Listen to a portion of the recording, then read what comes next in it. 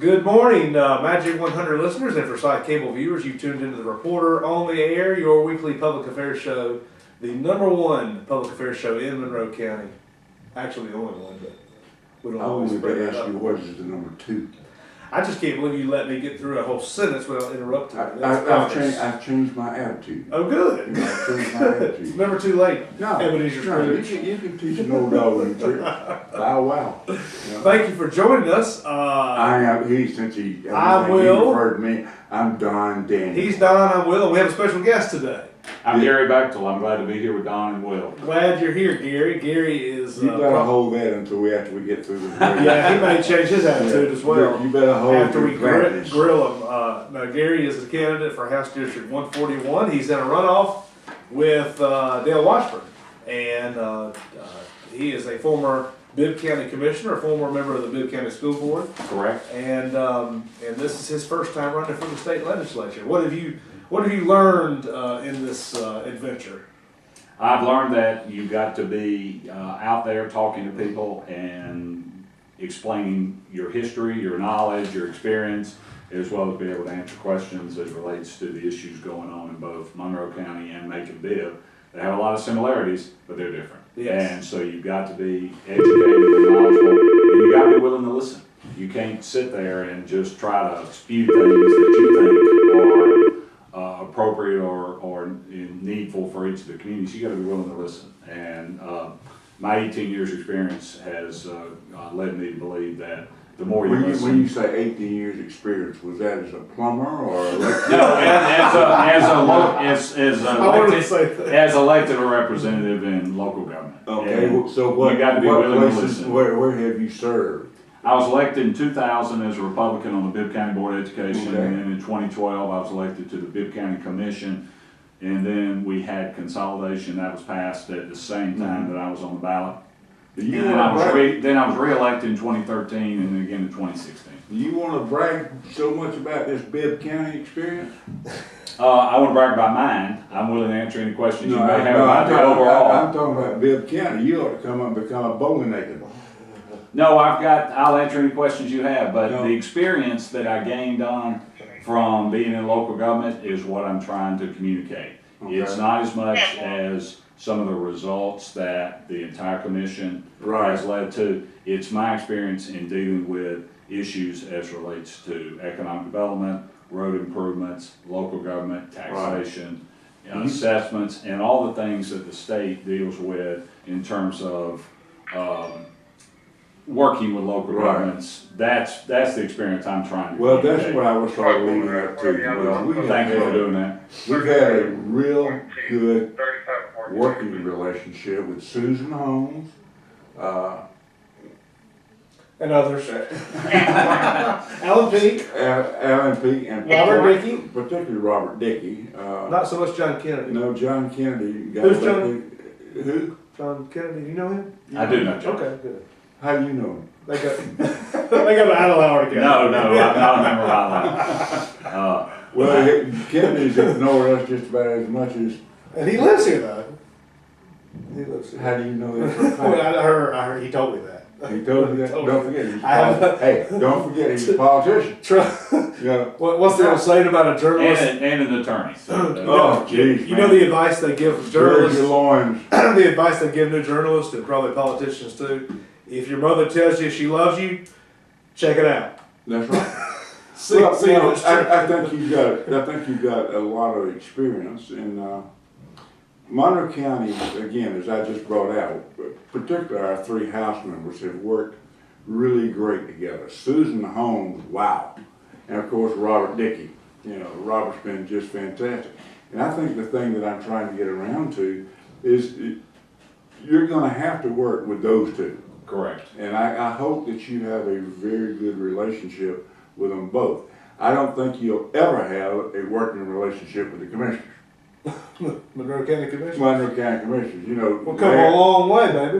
Larry Evans didn't even know who Susan Holmes was. That's true.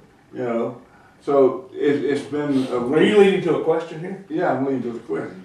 Do you think you want to make an effort to work with Monroe County Commissioners? I have worked with Monroe County Commissioners on No, I'm my term. not talking about have, I'm talking about. Oh, absolutely, yeah, Yeah. absolutely, As I a state will. representative. Yes, As a state representative. exactly. John Ambrose and George Amani are both, I talk with them all the time. I talked with them prior to this race because I was in the Bibb County Commission.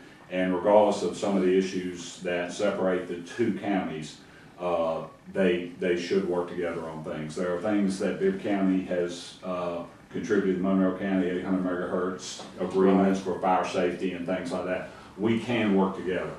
The big issue, of course, is the county line thing. What's your opinion on the county line? Well, I think that we ought to get it settled as soon as possible because both governments are spending more than their share of legal fees to prolong this, and no side is innocent in this effort.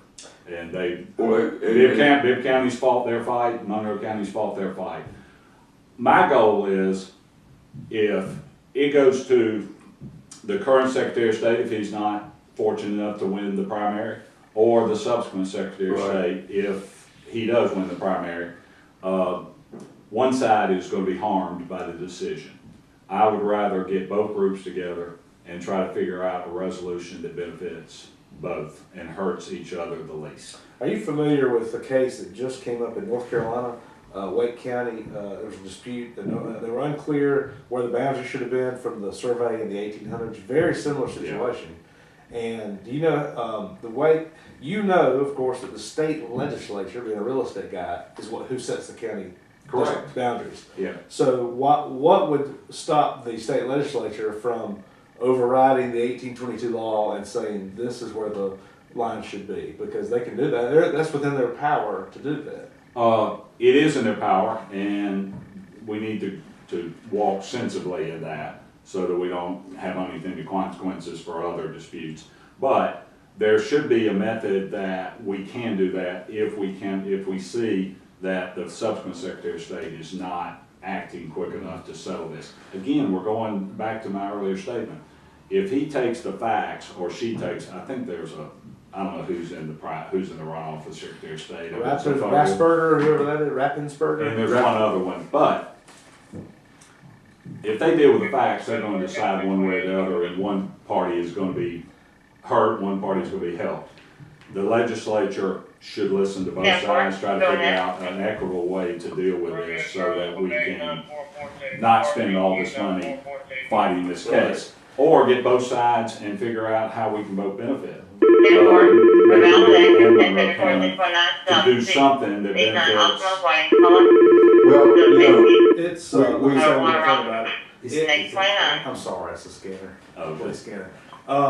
It kind of adds to the newspaper Yeah. ambiance of the show. 10-8, anyway. Roger Wilco That's over and out. The question, the other day I was holding my scanner, I accidentally, I couldn't get it to work, and I hit a red button because I was trying to hit power, restart it, see if that would help. And all of a sudden I heard, there's an emergency at the Monroe County Report. I mean, 4 deputies, they all came rushing. You hit the wrong button. I hit the wrong button. I hit Oh, the shit. emergency button. Well, Anyway, hold on. I have a question Okay. about the county line. Of course, But to answer it, I'm not familiar with the Wake County decision in North Carolina. yeah, that was, I'll have to send you the link. I'd like to read more about it. It's very interesting, and it was locally agreed to by the local counties, but the point is, the state legislature resolved it, not the Secretary of State, because the state legislature can draw the lines where they want to. Well, They could dissolve Bibb County tomorrow and make it part of Monroe County. Well, it was Which part is of Monroe probably not a County. bad idea. It was part of Monroe County. I don't think we want the hassle. No, it was part of Monroe County originally. That's right. And going back to the state legislature, they did alter the line in the late 1800s for the purpose of allowing Judge Holt to live in Bibb County because he wanted to be a commissioner. Yeah, and then he died, so never Yes. got to run. Yeah. Well, So the evidence is there that it has been done previously. And there are disputes all over the state. They're probably not as prominent as this one, but there are disputes on county lines all over the state. well, here's my I'm sure, question. I'm not done. I'm sure you would take Bibb County's position on this whole thing, but it seems to me that if the Secretary of State is to make a decision, he only has, and this is a Monroe County position, I recognize that, But the Secretary of State only has one survey Correct. to record as the law, and that survey is the Scarborough survey. So the only way he could resolve it would be in Monroe County's favor to accept the Scarborough survey. He came out in 2011 on Labor Day, I think, and said, That's right. he said, there's no, I'm not accepting the survey, I cannot record it. And the state Supreme Court said, you can't do that. The law says you shall record the survey. So my point is, if Bibb County wants the Secretary of State, he only has one decision that he can make, and that would be favorable to Monroe County. In my opinion. Well, What do you say? He also, I'm sure he also asked for additional evidence, and there has been additional survey entered into evidence, so he has an additional survey. But I'll go back to what I was saying earlier. I've been in mediations as a Bibb County Commissioner. I'm no longer a Bibb County Commissioner. I'm seeking the House District 141 seat, which has Monroe County and Macon Bibb in it. I'm looking for a resolution that doesn't harm either party. I'm not, you made a statement earlier, I would probably take the Bibb County side. I'm more knowledgeable about the Bibb County side, but that doesn't mean I'll take the Bibb County side. I want to settle this that's in the best interest of both. One thing, they're spending way too much money, each of them, defending their position. And that is taking away from the services that both Monroe County and Macon Bibb can provide their citizens. It's taking away any pay increases they may have for their employees. It takes away any infrastructure investments. It is money circling down the drain. I respect both attorneys that's benefiting from this, but that needs That's to more than stop. just two. Yeah, well, I've met both of Monroe them. County has a vested interest in a big building in downtown Atlanta. Yeah, and they do, and that needs to stop, and we need to get both parties together, seriously discuss it. And one of the things that I think stopped a previous effort to settle this issue was the fact that both commissions have to approve it, any negotiation, 5-0 in Monroe County's case, 9-0 in Bibb County's case. And, you know, as you made the question earlier in terms of working with commissioners, sometimes it's unpredictable on both sides. Well, so that makes it very difficult. Here's my question to both of you. Yeah. All right.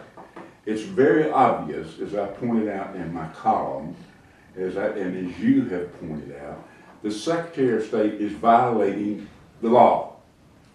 Y'all want to concur with that? A court order, yes. Yeah, he's violating the law. Yeah, the law says the Secretary of State shall. That's right. record the So survey. he hasn't made a decision. He is in violation of the law. Why in hell is he in jail? I mean, I second the motion. Yeah.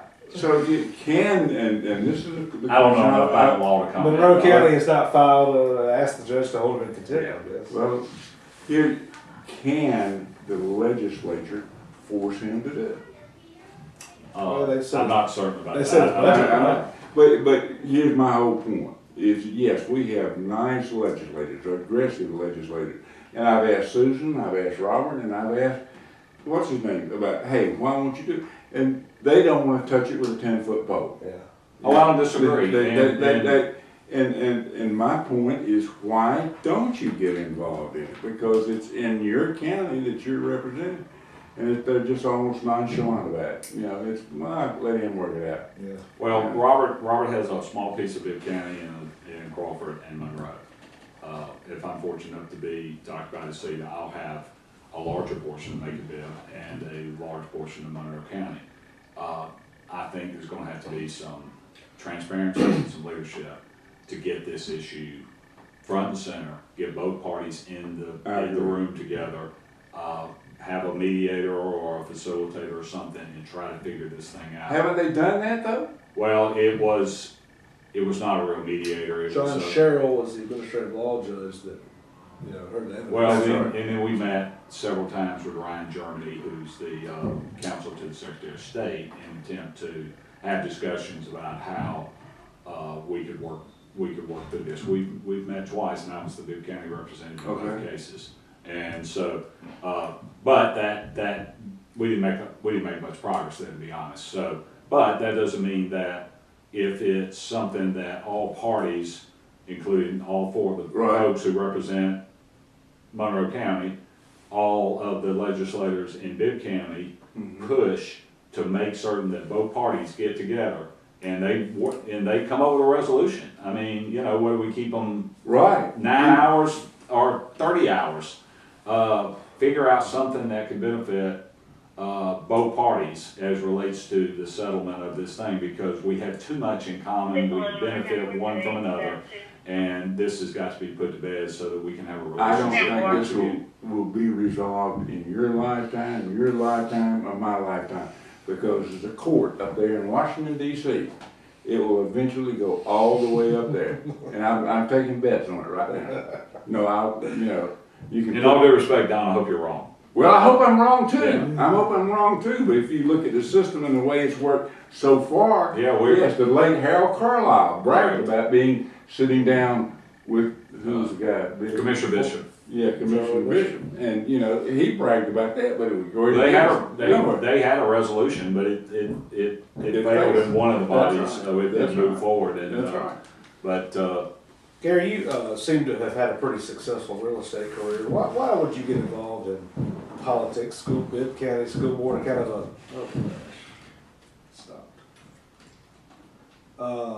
you wait till you go back. It started. Why would you get involved, politics? Well, it's very simply, And now you're running for a $20,000 a year job that's gonna take Hey, 4 months. they get fringe benefit. Well, They get some more than mileage. They get others. free meals. They So, get mileage, well, free meals. what inspired you? What motivated you to do this kind Well, of stuff? I got involved, I got a degree in 1984 from Georgia College in political science, so I have been involved and active since the late 80s, early 90s in Republican politics. I was a delegate to the 1996 Republican National Convention. I didn't know that. Worked on a lot of campaigns. The Bob Dole. Bob Dole, it was a nice trip to San Diego, and I got a chance to meet George W. Bush at that time because he was the convention chair. Okay. And if anybody said he wasn't planning on running for president at that time, they were wrong. Paid attention. They were wrong. Also got to meet Strom Thurmond, and he was 93 years old at that time. And he did not look 93 years old. Yeah. He looked 193 years old. But Yes, so I've had relationships with Paul Coverdale, had a real good relationship with Sonny Perdue because, and I worked with Susan Cable and on her campaign, so I've had George Israel, a lot of people. So when the opportunity came up in 2000 to run for school board, my children were in public school, they were in elementary school, and I thought that would be a way for me to contribute and try to make the system better, not only for my children, but for others. And everybody thought that I was just doing a stepping stone.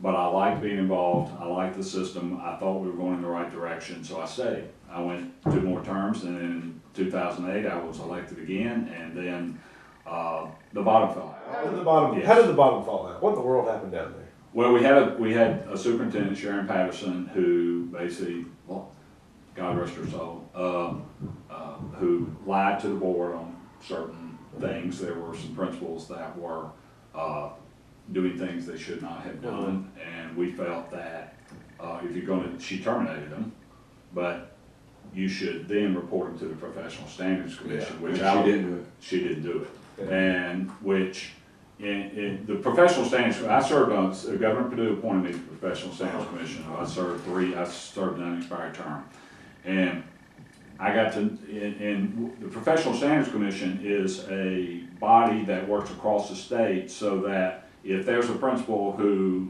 commits an act in a certain community and that is reported, then all the districts have knowledge of that behavior. So if the gentleman or the lady applies in a county in South Georgia. Is that a matter of public record, by the way? Usually not the offenses, but they're available to those who inquire out of the districts. Now that might have changed. That was in the mid 2000s. I think you're right. It's very hard to get those. Yeah, it's very the Georgia Bar Association. Fortunately, when we have substitute teachers who have criminal records, they're You freely must not have available it. on the internet. Apparently, our school system didn't bother to check that. But- another story. But myself and Ms. Farmer went to the Professional Standards Commission, filed a charge against Ms. Patterson for the very same thing. Wow. That she was not doing. Yeah. And as a result, the contract was bought out, and she left. And then we had an interim, Miss McGee, who I thought did a great job. And then we went out for a search. Yeah. We picked there was a choice of a search firm out of Illinois, which that was our initial mistake. And then they recommended Dr. Romaine Dollyman? well, they recommended a number of people. Okay. And what people tend to forget, we had a diverse school board. And so there were 5 people that wanted Dr. Dollyman in the consideration for the position. I got another gentleman out of North Carolina who had a history of success in North Carolina in the mix. So there were 2 people that were considered. I was president of the board. I made a motion to choose that gentleman out of North Carolina. That was defeated 5-3. And then there was a motion made to select Dr. Dollyman. That motion was passed 5-3. I voted for the gentleman in North Carolina, voted against Dr. Dollyman. But Where is Are those- Dollyman? I don't know. I think he's Awaiting sentencing. Where So is he what, awaiting are sentencing? those, let me ask you this he's question. probably in Florida, I believe. Are those 5 board members on the school board who voted for, are they still in office? Miss West, no, those 5 turned out. Mr. Abrams, Mr. Barnes, Mr. Hudson, Miss Carter, and Miss Middleton. No, Miss Carter's still on the board. Just one of them is still. Just one on the board, and Lisa Garrett defeated Miss West, who came shortly thereafter, but at the conclusion of his term or his time, signed a recommendation letter that he sent to all those, and that was prominent in the campaign, Miss Garrett. So she was really Miss West was really the last one. Miss Carter serving out the remainder of her term. But there's, as you all know, there are 2 trials scheduled this summer that involve some of the things that went on with the system. There's one in July. I'm a prosecution witness. Oh, wow. I've been subpoenaed and will be a prosecution witness in that case. Are these, Dollyman's, people that work for the school system, or are these the companies that? The companies. The fake companies that were? Well, they weren't fake. They were legitimate companies, but they used, according to the facts that I know, they used certain strong people to funnel. Well, I'm going to say something about what all's happening in Bibb County. Bibb County with their tax problems and money problems and their problems with the school system. As a real estate agent, you ought to be selling a whole hell of a lot of property in Monroe County. Because Well, I do mostly commercial, Okay. and I'll say this, and regardless of the issues as relates, and they're prominent, you see them in the paper. Business is very good. People still want to do business in making Bibb. The commercial Right. property very, very good. Prices are good. I think a lot of it is that we do a lot of stuff downtown. We did a lot of things out of the perimeter there where the Amazon was and things like that. And we do a lot of multifamily. What's going to happen on Tom Hill? As relates to. Where they cleared all that land, they building a strip mall? Is it Tom Hill? No, that's Bass Road. Zebulon? Where the Lowe's is and the Kroger. Zebulon, yeah, Zebulon Road. That just- Right, that's been approved for a mixed use, multifamily and commercial development on the front. There's 4 out parcels in the front that will Right. be prominent commercial. And then the back will be a mixed use, retail at the bottom, and then a multifamily at the top. I think there's 180 units. Is that your deal? No, no. Well, I'm working with somebody on one of the out parcels. What company are you with? Bob Lewis and Associates. Bob Lewis. Okay. Bob Lewis is one of the oldest real estate agents in middle Georgia. Yeah. Bob Been around Lewis, for when 45 I years. came here in '72. As a matter of fact, I talked to Yeah. Bob Lewis. Well, we have 2 commercial real estate folks, the finalists in this runoff. You find that interesting? Very Dale Washburn interesting. and Jerry. Yeah, I guess you guys have competed in your jobs. No, not really. We've done some deals together. Okay. And he's done some work with Bob. Now, the interesting thing about this is that I've received no money the real estate, the organized real Mark. estate. Yeah, Dale's gotten a bunch from the Georgia, Yeah, something. yeah. In fact, he's not a member of Middle Georgia Association of Realtors. He's with And- the statewide association. Right, he's a member down in Warner Robins, but they effectively have shut the Middle Georgia Real Estate Organization from giving me any money in that. So, he, you know, you want special interest or special interest, and he's been provided a lot of revenue by that one special interest. What other differences would you like to point out between the candidates? You know, obviously people are trying to make a choice between you and Dale. Well,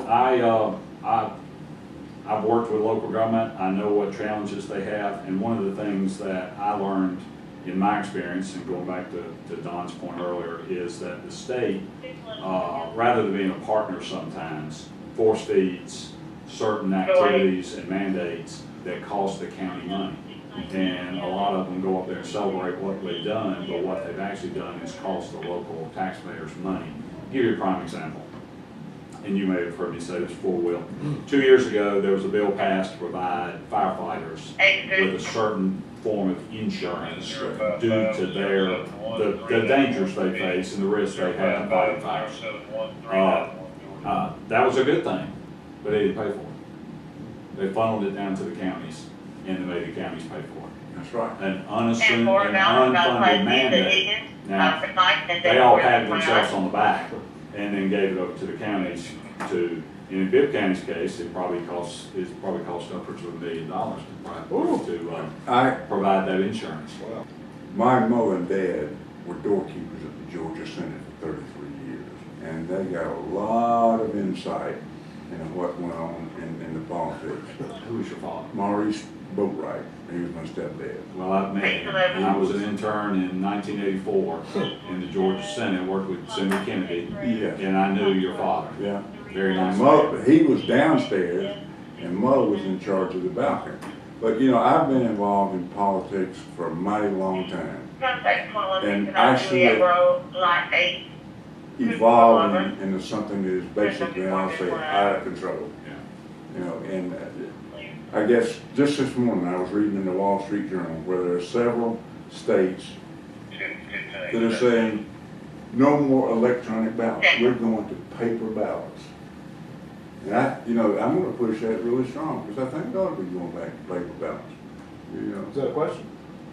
I'm getting there. We got 2 minutes. Well, I'm getting to the question. Okay. See there, you ate up my time to answer the question. Would you be in favor of paper ballots? I certainly would look at it and consider it.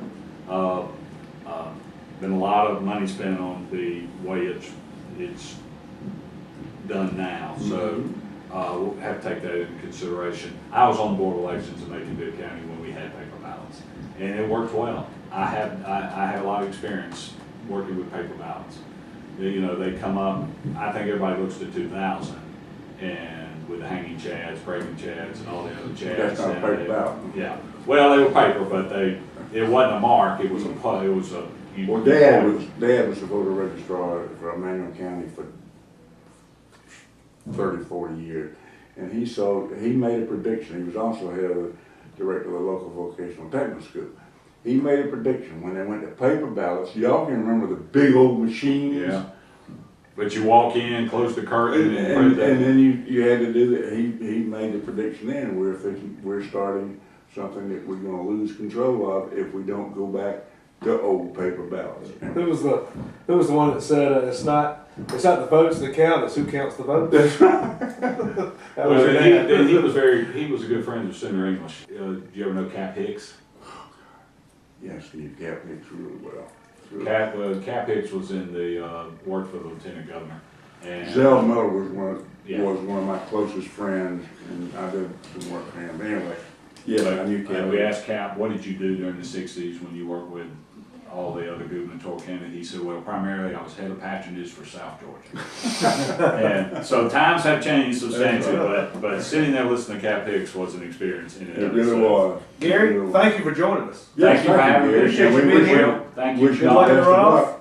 luck. And you'll be voting July 24th. Fourth.